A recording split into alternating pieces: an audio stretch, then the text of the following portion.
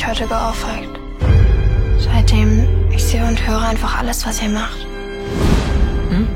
Ich kann einfach alles sehen und hören, was ihr macht, seit sie mich geohrfeigt hat. Was fantasierst denn du da zusammen?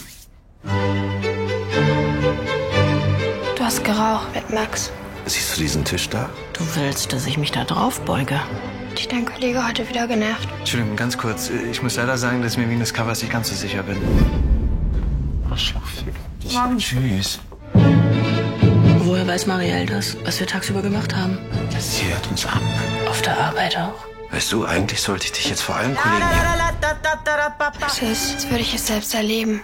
Sie kann alles sehen, Tobias. Marielle, du musst mitspielen. Wir müssen das Ganze wieder abstellen. Damit du in Ruhe Papa betrügen kannst. Was ist dein neues Parfum?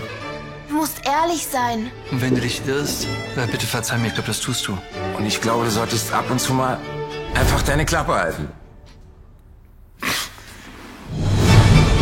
Marielle, weißt du, dein Papa wollte dich abtreiben. Jetzt hör auf!